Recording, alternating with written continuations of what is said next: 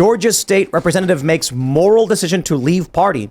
Rep. Mesha Maynor quit the Democratic Party and has joined the GOP, saying for far too long, the Democrat Party has gotten away with using and abusing the black community. That's it. She's from District 56. She is been in since January of 2021. She ran unopposed by a Republican challenger in the 2020 and 22 Democrat primary elections in the state. And now she's quitting. It's not the first time. Won't be the last time. But I have to wonder what's in store for us in 2024 if this trend continues, because the reality is we're not seeing the inverse trend. No. This idea of Republicans jumping ship and becoming Democrats is just not a thing. It happens sometimes, but not really. Typically, it's neocons and people who want war siding with neolibs who agree with them on war. But when it comes to cultural issues, like her issue with school choice, Democrats say outright, no, do as you're told. And she was like, I'm out. I think that what you mentioned about it not going the other way, that it's not really neocon or not really conservatives or whatever. I think that they all kind of beat feet in 2016. If you were anti-Trump or whatever, and you were an establishment type Republican, they kind of have already left the party, and they did it years ago. So would speak to this phenomenon of Democrats. I mean, you see it in the, in the political space, but you also see it, with, what's her name? Anna Kasparian. There was another leftist that had recently come out and left, essentially left the left. And a lot of it is because they find out that the narrative that is spun by the left generally does not map onto the truth, or doesn't map onto reality.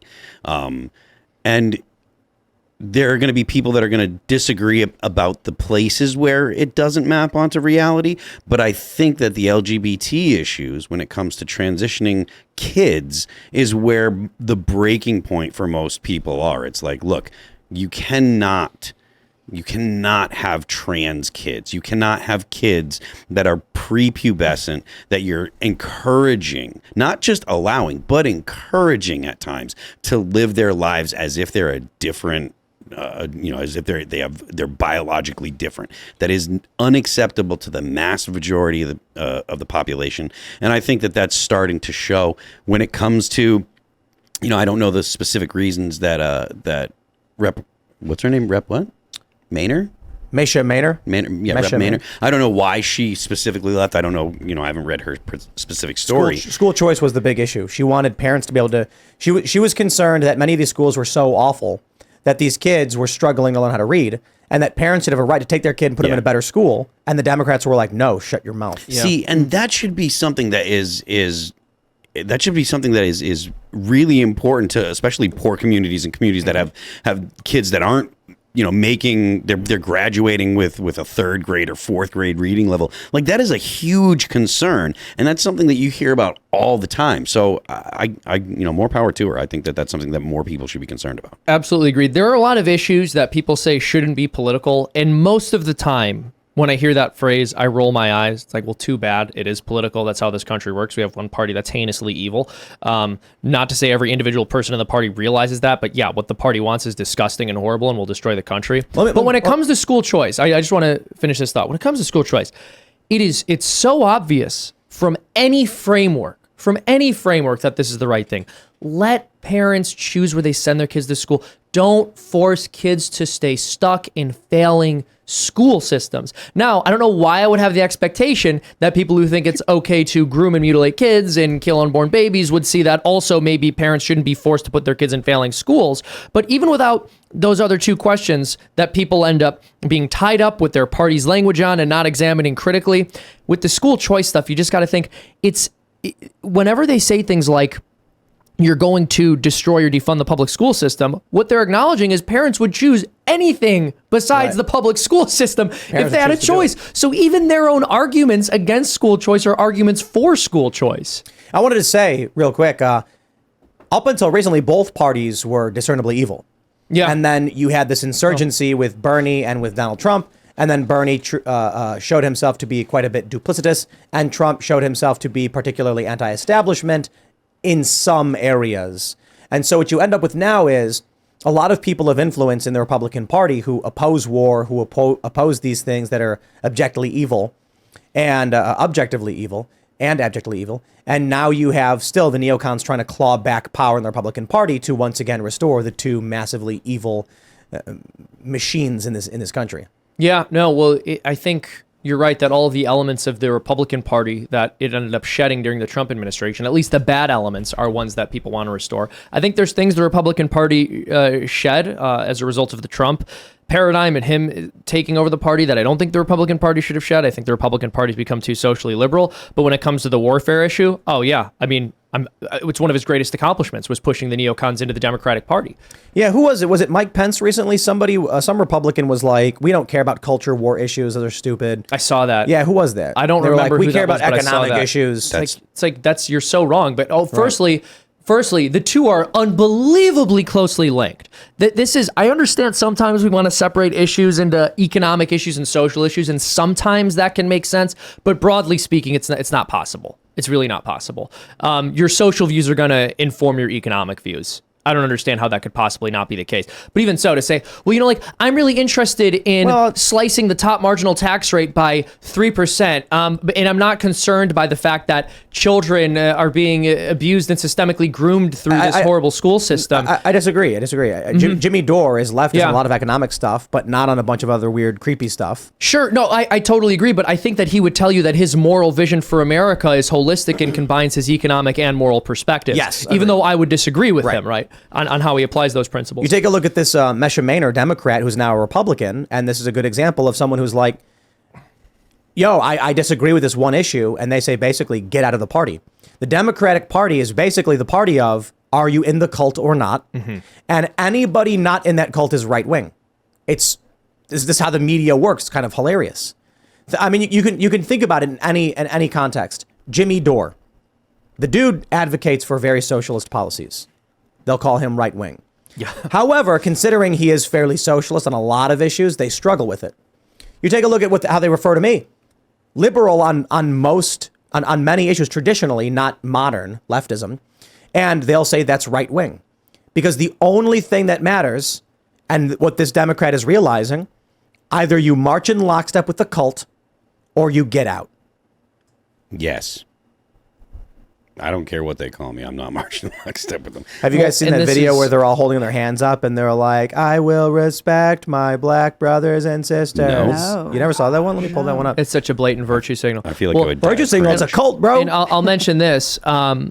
The Democrats will say, if you disagree with us on like 0.5% of our values, you're an evil fascist or whatever.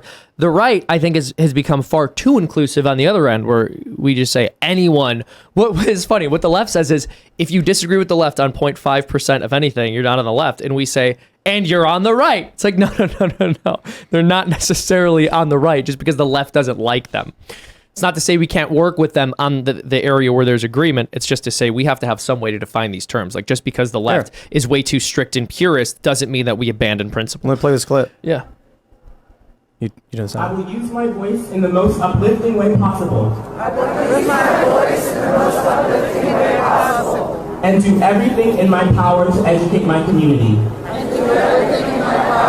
Look at this. I will love my black neighbors the same as my white ones.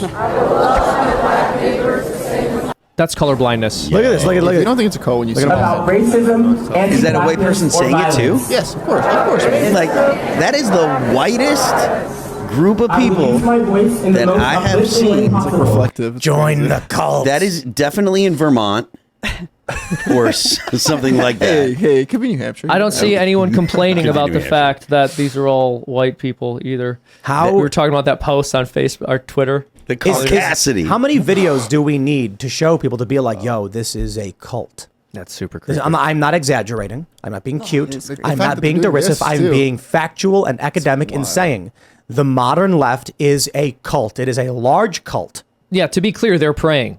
Like, that's what they're doing. They're Absolutely. praying. That's a prayer ceremony right there. Yeah, they I have mean, a leader up there it's who's the leading worship and they're chanting, but that is prayer. It's That's the what's confession. happening there. It's the same thing as Yeah. a confession of faith in to Catholicism, or it's the same idea. It's they're confessing that they're a member of that particular No, this is like a prayer service. Yeah, I wouldn't. Yeah. That's more or less what I'm saying. This is like when you go to a church and you know, the preacher's up at the front of the priest, depending on which group of Christians you're talking about, and he's stating something and the congregation repeats it. I mean, when we're talking about like ancient prayers that have a precedent and point to something true, good, and beautiful, that can be a wonderful thing. When we're talking about ideological language that was invented 10 years ago in order to shame you for the color of your skin, well, I think it's pretty creepy. But ultimately, it is prayer. It is prayer. And there's nothing wrong with prayer in religion in and of itself, but there is something wrong with these prayers in this religion because they're wrong. Well, very wrong. But dangerously wrong. You need to make a better argument than that. Nuh-uh. Right? Like the way I think about any kind of true religious prayer Yeah. is sort of a name the religion that believes in a higher power, and prayer is effectively an admission or in some way it's rooted in knowing you are not the end all be all. It is not all about you. Exactly, yeah. There is something greater and beyond you. And there's a component of reaching out to the universe, to God, or whatever it is you believe. So I don't believe that prayer in this context is just specifically rooted to one religion. In that context, Seamus, you might say Christianity, Catholicism is the correct one. The rest people are praying to nothing or whatever. However you want to describe it, my point is this is prayer to a person. Yeah, well, exactly. So I would say that these people are praying to a person, a human. like one specific human. Yeah, right. So what I would say is that obviously Christianity is correct. I think sometimes people in like certain pagan religions are like praying to demons or praying to themselves, or if it's someone who hasn't been introduced to Christianity before and they're like trying to find God, and they're just innocently asking questions, I think it's possible for God to, hear that. But that said, I think that what you're seeing here is a kind of self-worship because these people are able to fit in with the group by chanting these words. And it's more or less about that. It's more or less about fitting in, virtue signaling, saying, I'm one of you guys. I have the trendy opinion. That's a scary video, man. It's very scary. Creeps me out. I don't like it. I to be honest with you, I don't mind it because I'm hoping that there can be some kind of something brought to the Supreme Court to get that whole ideology declared a religion, so that way you can have it completely and totally quarantined from legislation. Well, that would be interesting. Have it be declared a religion, so that way people can exercise their religion. They can live their life that way, believe what they want. Just keep it completely and totally isolated from state power, so the government can't give any kind of pass laws based on any of the ideology. Well, I think what people have to contend with is a problem that has existed ever since we started talking about a separation of church and state, which is that we have determined that one set of moral truth claims should be placed in this category called religion, and other sets of truth claims, even if made about the exact same thing, because they don't openly claim that they reference a creator or a god, are not to be considered religious and therefore can meddle with legal processes.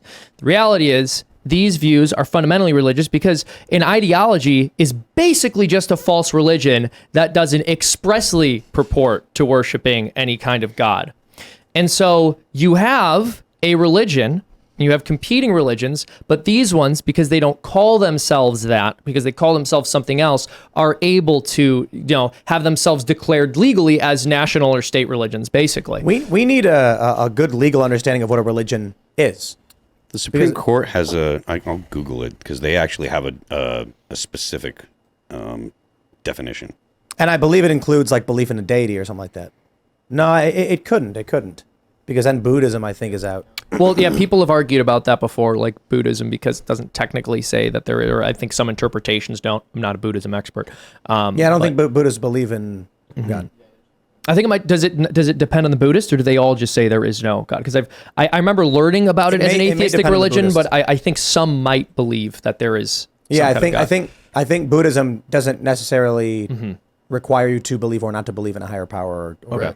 Yeah, like base Buddhism does not. Like the Buddha himself would have said that's incorrect because it's a life path essentially. It's not that wouldn't be real Buddhism. I sound so cringe saying that, but no. The point is that those are heretic Buddhists. Essentially, yes. Like honoring Buddha and rubbing his belly and things like that are human things that have come up later on. They're not actually part of the original core idea that Bodhisattva set out when he was on Earth. It was not his thing. But they would say they're all human things, though, right? If they don't believe in a God. Well, they believe in enlightenment. Okay. They do believe in a state of being beyond that, which would be akin to like heaven. But again, like the rubbing the belly, all that stuff like that are human idols that have been created in time beyond that. Interesting. I don't see anything that specifies the definition. It brought me to it was autocorrecting to Scouts, as in the Boy Scouts at first. So I'm still looking at. I don't see anything though. So what do you think when you see stuff like this?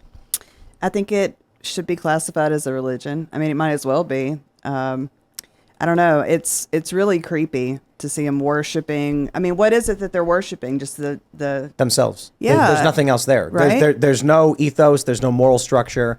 There's no plan. There's no path. It's literally just, will you repeat the words I say? And they yes do. or no? And they Absolutely.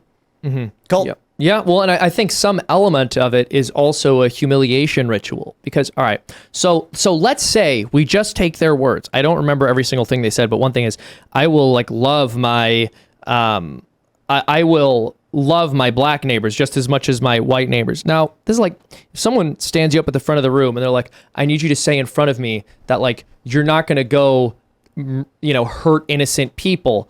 Okay, well, the fact that you're being asked that is an indictment of you. And the fact that you would take that question seriously suggests that you do need to answer that question because we can't really be sure about you. So there's a strong element of a humiliation ritual to this, which if you're trying to abuse people, which is effectively what happens with bad religions and ideologies, is you're just kind of abusing your congregation. Well, you want to see them prove that they're willing to humiliate themselves for you. They're willing to put up with any kind of treatment. James Lindsay makes a compelling argument that it's Gnosticism, which it boils down to kind of like the existing religions that people are familiar with, like your Abrahamic religions. Those are actually the devil, and that there is a God behind them that's hidden from everybody, and that God is actually imprisoned in reality. So the gods that we know of as Abrahamic religion gods, they have imprisoned the real God in reality, and the God is in everyone. So you hear people say, well, there's a lot of times where people will make remarks that they don't realize are actually like a cult or Gnostic. But when people say God's in everybody, I don't think there's anything that's Catholic that says that God is actually in everyone. But the Gnostic religion kind of, and this is not all Religion. Gnostic.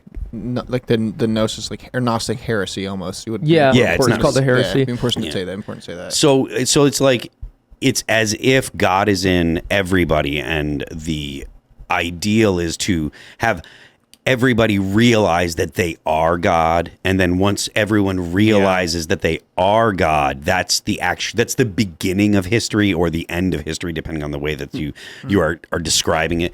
But yeah, it's people believing that they are God, and they want to transcend their bodies to become one with God or whatever, and that's part of why the trans community, transhumanism, kind of mixes into it too, because they believe that their bodies are prisons. And if you talk to people on the left, a lot of times when they're describing the way that they have their outlook on life, is they look at the world being unfair and their body's a prison and they're not really free. And you hear that through the left when it comes to like, oh, if you have to go to work, then you're not really free. That's articulating that they believe that their own body and maintaining their own body is actually imprisoning them, and they can't be their true selves because they have to go to work. And these are themes that you hear the left talk, and I'm talking about the far left, but these are things that you hear the left talking about frequently, and it lines up with the idea that it's a Gnostic ideology or a Gnostic heresy. Yeah, I mean, it's interesting. There's a couple things there, and of course, like we believe as Christians that like every human has God's image and likeness on them. Yeah, but that's not saying you're but God. There's not saying not exactly.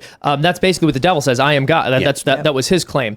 Now, I also think that you touched on a very important point, which is that in Gnosticism, there's this kind of idea that like the flesh itself is evil, and that you can transcend it in the sense that your mind can be something other than what your body is, and it's superior. And the internal state of someone who says they're a woman when they're clearly a man must be honored above the actual physical reality, because not only do the two not conform, but the quote unquote spiritual reality is higher. Gnosticism is a little bit difficult to pin down just because it's similar to the New Age movement in the sense that there's different kinds of varieties, but generally, I think you're right that there's this heavy element of Gnostic spiritualism to all of it. Yeah, this gnosis, this case of gnosis of like, your only your knowledge and only your truth is the truth that matters, not objective truth. There is no objective reality. Yeah. And I think that's where I see it as well. That's what I think is it's Gnostic in that sense. And one of the things that I have heard again, Lindsay was talking about this, is that a lot of the Gnostic cults that have existed in history actually kind of like mask themselves onto existing religions. So they'll say to Christians or whatever, they say, well, God, you're getting this information from your priest or whatever, but I know this other part that is actually your religion, but it's a secret part, and that's where the gnosis comes from. They know the esoteric knowledge. Exactly. The esoteric knowledge, the secret hidden religion, and it's actually your religion, but your whole religion, not the piece that's only been hit, because you've only been given a little piece because the people that are in power want to stay in power, so they only give you the little bit. I have the gnosis, I have the knowledge to give to you, and it's done throughout history.